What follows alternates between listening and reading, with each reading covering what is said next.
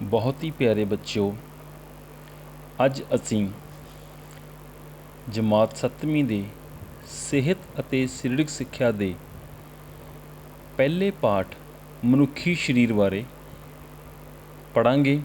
ਆਓ ਪੜ੍ਹੀਏ।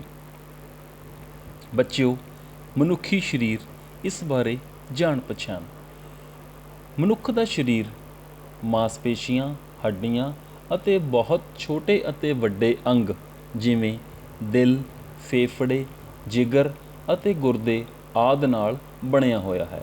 ਜਦੋਂ ਖਿਡਾਰੀਆਂ ਦਾ ਸਰੀਰ ਕਬੱਡੀ ਆਦਿ ਖੇਡ ਵਿੱਚ ਭਾਗ ਲੈਣ ਤੋਂ ਪਹਿਲਾਂ ਸਰੀਰ ਨੂੰ ਖਿਡਾਰੀ ਗਰਮਾਉਂਦੇ ਹਨ ਤਾਂ ਮੈਦਾਨ ਵਿੱਚ ਸਰੋਤੇ ਉਹਨਾਂ ਦਾ ਆਕਰਸ਼ਕ, ਸੁੰਦਰ ਅਤੇ ਡੀਲ ਡੌਲ ਵਾਲਾ ਸਰੀਰ ਦੇਖ ਕੇ ਮੋਹਿਤ ਹੋ ਜਾਂਦੇ ਹਨ ਅਤੇ ਉਹਨਾਂ ਦੀ ਵੀ ਇੱਛਾ ਹੋ ਜਾਂਦੀ ਹੈ ਕਿ ਸਾਡਾ ਸਰੀਰ ਵੀ ਇਹਨਾਂ ਦੇ ਸਰੀਰ ਦੀ ਤਰ੍ਹਾਂ ਸੁੰਦਰ ਅਤੇ ਆਕਰਸ਼ਕ ਹੋਵੇ। ਬੱਚਿਓ, ਤੁਹਾਨੂੰ ਪਤਾ ਹੈ ਖਿਡਾਰੀਆਂ ਨੂੰ ਆਪਣਾ ਸਰੀਰ ਆਕਰਸ਼ਕ ਅਤੇ ਸ਼ਕਤੀਸ਼ਾਲੀ ਬਣਾਉਣ ਲਈ ਮੁਸ਼ਕਲ ਤੋਂ ਮੁਸ਼ਕਲ ਮਿਹਨਤ ਕਰਨੀ ਪੈਂਦੀ ਹੈ। ਹਰ ਇੱਕ ਖਿਡਾਰੀ ਲਈ ਸਰੀਰ ਦਾ ਤੰਦਰੁਸਤ ਅਤੇ ਸ਼ਕਤੀਸ਼ਾਲੀ ਹੋਣਾ ਬਹੁਤ ਜ਼ਰੂਰੀ ਹੈ। ਖੇਡ ਵਿੱਚ ਖਿਡਾਰੀ ਦੀ ਤਰੱਕੀ ਉਸ ਦੇ ਸਰੀਰ ਦੀ ਸਮਰੱਥਾ ਉੱਤੇ ਨਿਰਭਰ ਕਰਦੀ ਹੈ। ਮਨੁੱਖੀ ਸਰੀਰ ਨੂੰ ਸਮਝਣ ਲਈ ਇਸ ਨੂੰ ਦੋ ਭਾਗਾਂ ਵਿੱਚ ਵੰਡਿਆ ਗਿਆ ਹੈ। ਨੰਬਰ 1 ਸਰੀਰਕ ਢਾਂਚਾ ਔਰ ਨੰਬਰ 2 ਸਰੀਰਕ ਕਿਰਿਆਵਾਂ। ਬੱਚਿਓ, ਸਰੀਰਕ ਢਾਂਚੇ ਦੇ ਮੁੱਖ ਕੰਮ ਕੀ ਹਨ? ਇਸ ਦੇ ਮੁੱਖ ਕੰਮ ਨੰਬਰ 1 ਸੁਰੱਖਿਆ। ਸਾਡੇ ਸਰੀਰ ਨੂੰ ਸੁਰੱਖਿਆ ਦੇਣਾ ਹੈ। ਸਾਡੇ ਸਰੀਰ ਦੇ ਵਿੱਚ ਕਈ ਕੋਮਲ ਅੰਗ ਹੁੰਦੇ ਹਨ ਜਿਵੇਂ ਦਿਲ, ਫੇਫੜੇ, ਦਿਮਾਗ ਆਦਿ। ਇਹਨਾਂ 'ਤੇ ਹਲਕੀ ਜਿਹੀ ਸੱਟ ਵੀ ਖਤਰਨਾਕ ਹੋ ਸਕਦੀ ਹੈ। ਸਾਡਾ ਸਰੀਰਕ ਢਾਂਚਾ ਇਹਨਾਂ ਕੋਮਲ ਅੰਗਾਂ ਨੂੰ ਹੱਡੀਆਂ ਅਤੇ ਪਸਲੀਆਂ ਨਾਲ ਢੱਕ ਕੇ ਸੁਰੱਖਿਆ ਪ੍ਰਦਾਨ ਕਰਦਾ ਹੈ। ਜਿਸ ਤਰ੍ਹਾਂ ਖੋਪੜੀ ਦੀਆਂ ਹੱਡੀਆਂ ਸਾਡੇ ਦਿਮਾਗ ਅਤੇ ਪਸਲੀਆਂ, ਦਿਲ ਅਤੇ ਫੇਫੜਿਆਂ ਨੂੰ ਸੁਰੱਖਿਆ ਪ੍ਰਦਾਨ ਕਰਦੀਆਂ ਹਨ। ਸਰੀਰਕ ਢਾਂਚੇ ਦਾ ਦੂਸਰਾ ਕੰਮ ਆਕਾਰ ਪ੍ਰਦਾਨ ਕਰਨਾ। ਸਰੀਰਕ ਢਾਂਚਾ ਸਾਡੇ ਸਰੀਰ ਨੂੰ ਆਕਾਰ ਦਿੰਦਾ ਹੈ। ਜੇਕਰ ਸਾਡੇ ਸਰੀਰ ਵਿੱਚ ਹੱਡੀਆਂ ਨਾ ਹੋਣ ਤਾਂ ਸਰੀਰ ਮਾਸ ਦਾ ਲੋਥੜਾ ਬਣ ਕੇ ਰਹਿ ਜਾਂਦਾ ਹੈ ਅਤੇ ਇਸ ਨੂੰ ਕਿਸੇ ਕਿਸਮ ਦਾ ਆਕਾਰ ਨਹੀਂ ਮਿਲ ਸਕਦਾ। ਢਾਂਚੇ ਦਾ ਤੀਸਰਾ ਕੰਮ ਹਰਕਤ। ਸਾਡੇ ਸਰੀਰ ਵਿੱਚ ਹੋਣ ਵਾਲੀਆਂ ਸਾਰੀਆਂ ਹਰਕਤਾਂ ਸਰੀਰਕ ਢਾਂਚੇ ਨਾਲ ਹੀ ਸੰਭਵ ਹਨ। ਸਾਡੀਆਂ ਮਾਸਪੇਸ਼ੀਆਂ ਸਾਡੇ ਸਰੀਰਕ ਢਾਂਚੇ ਨਾਲ ਜੁੜੀਆਂ ਹੋਈਆਂ ਹੁੰਦੀਆਂ ਹਨ। ਮਾਸਪੇਸ਼ੀਆਂ ਦੇ ਸੁੰਗੜਨ ਅਤੇ ਫੈਲਣ ਨਾਲ ਹੱਡੀਆਂ ਵਿੱਚ ਗਤੀ ਆਉਂਦੀ ਹੈ, ਜਿਸ ਨਾਲ ਅਸੀਂ ਚੱਲਦੇ ਫਿਰਦੇ, ਕੁੱਦਦੇ ਅਤੇ ਦੌੜ ਸਕਦੇ ਹਾਂ। ਢਾਂਚੇ ਦਾ ਚੌਥਾ ਕੰਮ ਖਣਿਜ ਭੰਡਾਰ ਕਰਨਾ। ਸਾਡੇ ਸਰੀਰ ਦੀਆਂ ਹੱਡੀਆਂ ਤਾਕਤ ਦੇ ਭੰਡਾਰ ਦਾ ਕੰਮ ਵੀ ਕਰਦੀਆਂ ਹਨ। ਹੱਡੀਆਂ ਦੇ ਵਿੱਚ ਵੱਡੀ ਮਾਤਰਾ ਵਿੱਚ ਕੈਲਸ਼ੀਅਮ ਅਤੇ ਫਾਸਫੋਰਸ ਹੁੰਦਾ ਹੈ, ਜਿਸ ਨਾਲ ਸਾਡੇ ਸਰੀਰ ਦਾ ਵਾਧਾ ਅਤੇ ਵਿਕਾਸ ਹੁੰਦਾ ਹੈ।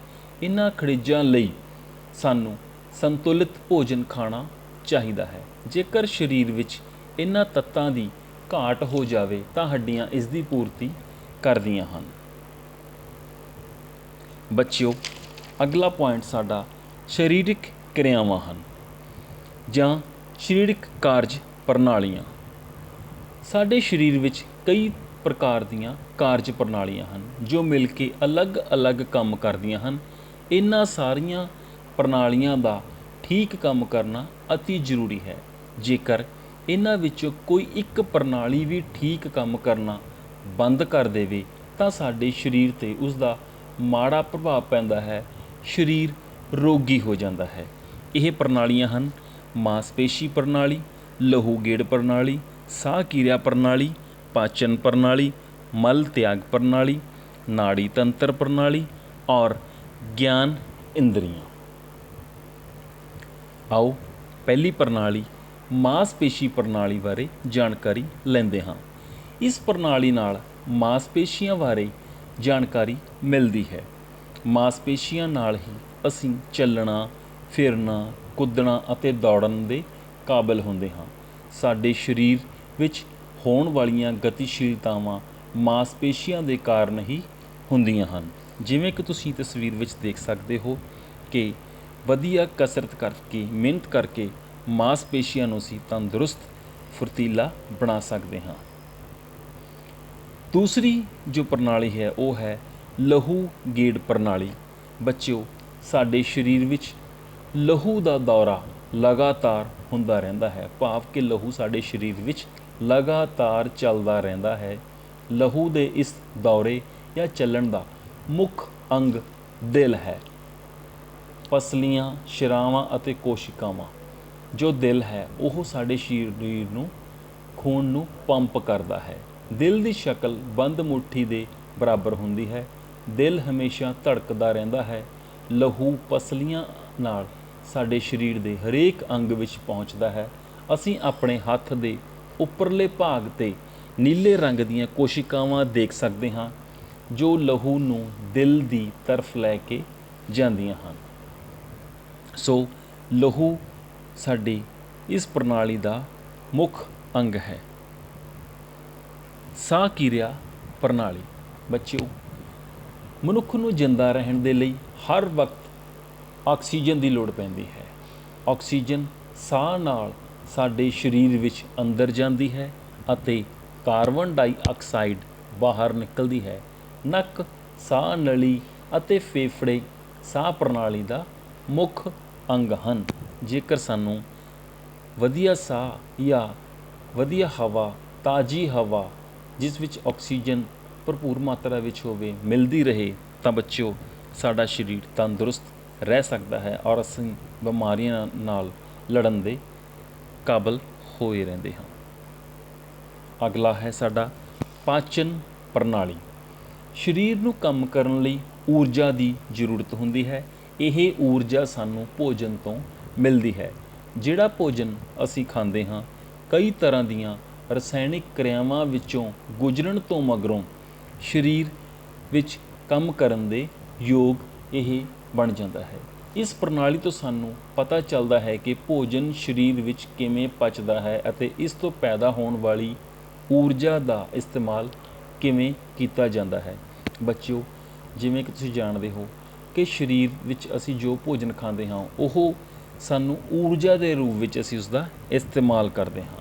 ਭੋਜਨ ਅੰਦਰ ਜਾ ਕੇ ਸਾਡੇ ਪਚਦਾ ਹੈ, ਚੱਲਦਾ ਹੈ ਤਾਂ ਉਸ ਤੋਂ ਬਾਅਦ ਜੋ ਊਰਜਾ ਪੈਦਾ ਹੁੰਦੀ ਹੈ ਉਹ ਸਾਨੂੰ ਡੇਲੀ ਰੂਟੀਨ ਲਈ ਸਾਡੇ ਕੰਮ ਆਉਂਦੀ ਹੈ। ਅਗਲਾ ਪੁਆਇੰਟ ਸਾਡਾ ਮਲ ਤਿਆਗ ਪ੍ਰਣਾਲੀ। ਜਿਹੜਾ ਭੋਜਨ ਅਸੀਂ ਖਾਂਦੇ ਹਾਂ ਉਸ ਦਾ ਕੁਝ ਹਿੱਸਾ ਹੀ ਸਰੀਰ ਦੇ ਇਸਤੇਮਾਲ ਵਿੱਚ ਆਉਂਦਾ ਹੈ।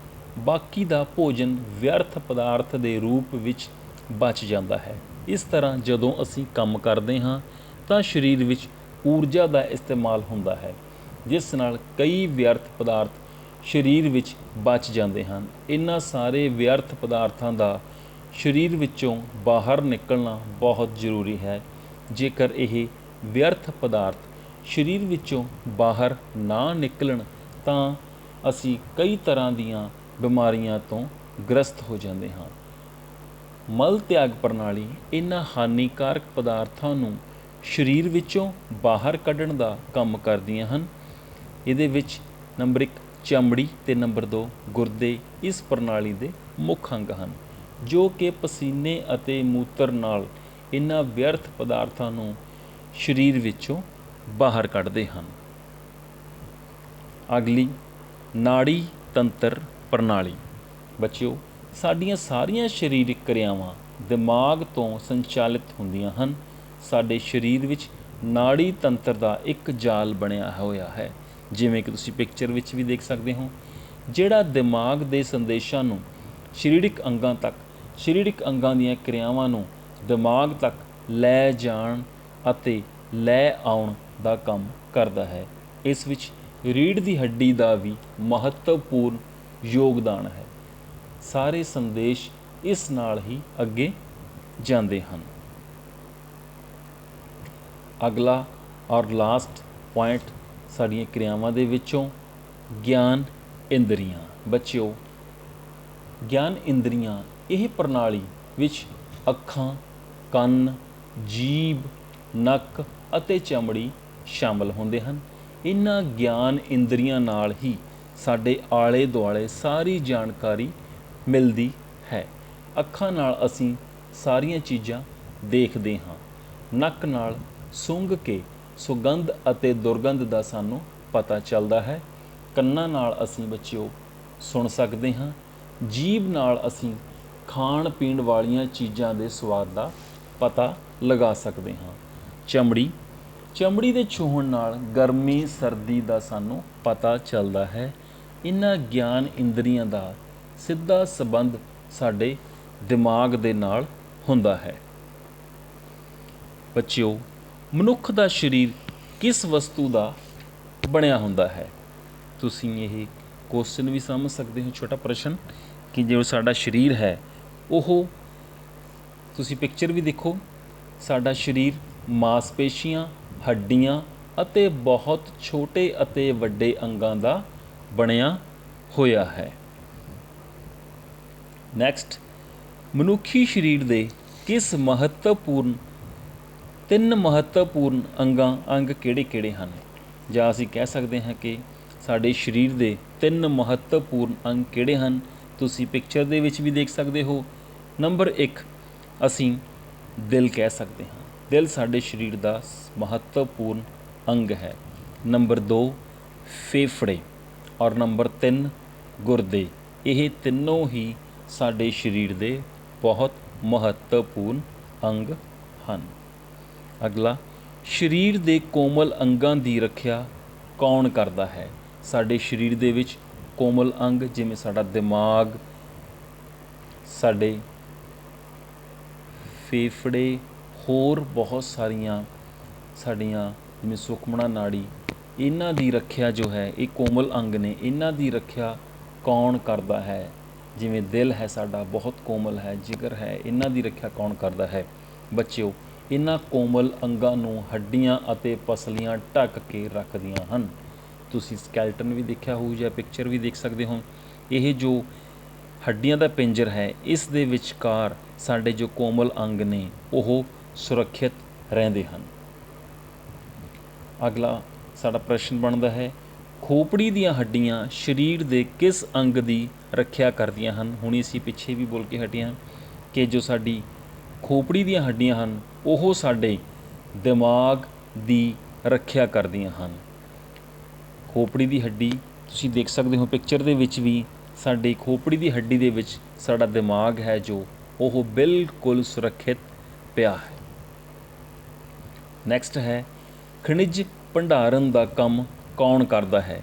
ਸਾਡੇ ਸਰੀਰ ਵਿੱਚ ਅਸੀਂ ਪਿੱਛੇ ਵੀ ਪੜ੍ਹ ਕੇ ਹਟੇ ਹਾਂ ਕਿ ਸਰੀਰਕ ਢਾਂਚੇ ਦੇ ਮੁੱਖ ਕੰਮਾਂ ਵਿੱਚ ਜੋ ਸਾਡਾ ਖਣਿਜ ਭੰਡਾਰ, ਇਹ ਉਸ ਦਾ ਇੱਕ ਪਾਰਟ ਹੈ।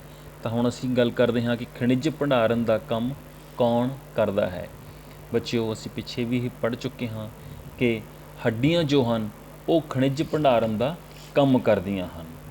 ਸਾਡੇ ਸਰੀਰ ਦੀਆਂ ਹੱਡੀਆਂ ਖਣਿਜ ਭੰਡਾਰਨ ਨੂੰ ਸਾਂਭ ਕੇ ਰੱਖਦੀਆਂ ਹਨ। ਹੱਡੀਆਂ ਵਿੱਚ ਕਿਹੜਾ ਖਣਿਜ ਹੁੰਦਾ ਹੈ?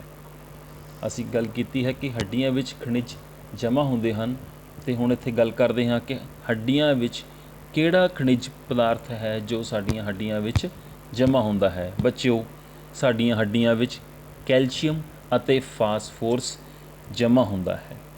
ਇਹ ਸਾਨੂੰ ਲੋੜ ਪੈਣ 'ਤੇ ਸਾਨੂੰ ਤਾਕਤ ਬਖਸ਼ਦਾ ਹੈ।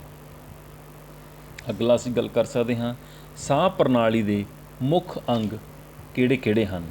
ਤੁਸੀਂ ਪਿਕਚਰ ਦੇ ਵਿੱਚ ਵੀ ਦੇਖ ਸਕਦੇ ਹੋ ਕਿ ਸਾਹ ਪ੍ਰਣਾਲੀ ਦਾ ਸਭ ਤੋਂ ਪਹਿਲਾ ਅੰਗ ਜਿਵੇਂ ਨੱਕ ਹੈ, ਫਿਰ ਸਾਹ ਨਲੀ, ਅਤੇ ਅਸੀਂ ਤੀਸਰਾ ਫੇਫੜੇ ਕਹਿ ਸਕਦੇ ਹਾਂ ਕਿ ਸਾਹ ਨਲੀ ਦੇ ਮੁੱਖ ਅੰਗ ਸਾਹ ਪ੍ਰਣਾਲੀ ਦੇ ਮੁੱਖ ਅੰਗ ਨੱਕ, ਸਾਹ ਨਲੀ ਅਤੇ ਫੇਫੜੇ ਹਨ। ਬੱਚਿਓ, ਖਿਡਾਰੀਆਂ ਨੂੰ ਆਪਣਾ ਸਰੀਰ ਸੁੰਦਰ ਅਤੇ ਆਕਰਸ਼ਕ ਬਣਾਉਣ ਲਈ ਕੀ ਕਰਨਾ ਚਾਹੀਦਾ ਹੈ ਜਾਂ ਕੀ ਕਰਨਾ ਪੈਂਦਾ ਹੈ? ਤਾਂ ਤੁਸੀਂ ਸਾਰੇ ਹੀ ਜਾਣਦੇ ਹੋ ਕਿ ਖਿਡਾਰੀਆਂ ਨੂੰ ਆਪਣਾ ਸਰੀਰ ਸੁੰਦਰ ਅਤੇ ਸੁਡੌਲ ਬਣਾਉਣ ਲਈ ਸਵੇਰੇ ਸ਼ਾਮ ਸਖਤ ਮਿਹਨਤ ਕਰਨੀ ਪੈਂਦੀ ਹੈ, ਐਕਸਰਸਾਈਜ਼, ਕਸਰਤ ਕਰਨੀ ਪੈਂਦੀ ਹੈ, ਤਾਂ ਉਹਨਾਂ ਦਾ ਸਰੀਰ ਜੋ ਹੈ ਉਹ ਉਚਿਤ ਸਮੇਂ 'ਤੇ ਬਿਮਾਰੀਆਂ ਨਾਲ ਲੜਨ ਦੇ ਯੋਗ ਹੁੰਦਾ ਹੈ ਔਰ ਜਿਹੜਾ ਸਰੀਰ ਹੈ ਉਹ ਖੇਡਾਂ ਲਈ ਬਹੁਤ ਜ਼ਰੂਰੀ ਹੈ। ਜੇਕਰ ਤੰਦਰੁਸਤ ਸਰੀਰ ਨਹੀਂ ਹੋਵੇਗਾ ਤਾਂ ਬੱਚੇ ਦੀ ਜੋ ਖੇਡ ਕੁਸ਼ਲਤਾ ਹੈ ਉਹ ਵੀ ਪ੍ਰਭਾਵਸ਼ਾਲੀ ਨਹੀਂ ਹੋਵੇਗੀ। ਬੱਚਾ ਖੇਡਾਂ ਵਿੱਚ ਕਿਤੇ ਨਾ ਕਿਤੇ ਕਮਜ਼ੋਰੀ ਮਹਿਸੂਸ ਕਰੇਗਾ। ਸੋ ਖਿਡਾਰੀਆਂ ਨੂੰ ਹਮੇਸ਼ਾ ਆਪਣਾ ਸਰੀਰ ਨੂੰ ਤੰਦਰੁਸਤ ਰੱਖਣ ਲਈ, ਸੁਡੌਲ ਰੱਖਣ ਲਈ ਜੋ ਨੇ ਖੇਡਾਂ ਅਤੇ ਐਕਸਰਸਾਈਜ਼ ਕਰਨੀਆਂ ਪੈਂਦੀਆਂ ਹਨ। ਸੋ ਬੱਚਿਓ, ਇਸ ਤਰੀਕੇ ਨਾਲ ਤੁਸੀਂ ਆਪਣਾ ਇਹ ਅੱਜ ਦਾ ਜੋ ਪਾਠ ਹੈ ਉਹ ਮਨੁੱਖੀ ਸਰੀਰ ਚੰਗੀ ਤਰੀਕੇ ਨਾਲ, ਮੈਨੂੰ ਉਮੀਦ ਹੈ, ਸਮਝ ਲਿਆ ਹੋਊਗਾ। ਅਤੇ ਇਸ ਤੋਂ ਬਾਅਦ ਤੁਸੀਂ ਸਾਰਿਆਂ ਨੇ ਆਪਣਾ ਫਿਜ਼ੀਕਲ ਦੀ ਕਿਤਾਬ ਲੈ ਕੇ ਉਸ ਦਾ ਪਹਿਲਾ ਪਾਠ 7ਵੀਂ ਜਮਾਤ ਦਾ ਮਨੁੱਖੀ ਸਰੀਰ ਉਹ ਵੀ ਚੰਗੀ ਤਰੀਕੇ ਨਾਲ ਪੜ੍ਹਨਾ ਹੈ। ਔਰ ਜੇਕਰ ਕਿਸੇ ਬੱਚੇ ਨੂੰ ਇਹ ਪਾਠ ਸਮਝਣ ਦੇ ਵਿੱਚ ਕੋਈ ਦਿੱਕਤ ਫਿਰ ਵੀ ਆ ਰਹੀ ਹੈ ਤਾਂ ਉਹ ਮੈਨੂੰ ਮੇਰੇ ਮੋਬਾਈਲ ਨੰਬਰ 9417237295 'ਤੇ ਕਾਲ ਕਰ ਸਕਦਾ ਹੈ ਜਾਂ ਮੇਰੇ ਇਸੇ ਵਟਸਐਪ ਨੰਬਰ 'ਤੇ ਮੈਨੂੰ ਮੈਸੇਜ ਟਾਈਪ ਕਰਕੇ ਲਿਖ ਭੇਜ ਸਕਦਾ ਹੈ। ਸਮੇਂ 'ਤੇ ਮੈਂ ਉਹਨਾਂ ਨੂੰ ਇਸ ਦਾ ਉਚਿਤ ਉੱਤਰ ਦੇ ਕੇ ਸੰਤੁਸ਼ਟੀ ਕਰਵਾ ਦੇਵਾਂਗਾ। ਧੰਨਵਾਦ ਸਾਰੇ ਬੱਚਿਆਂ ਦਾ।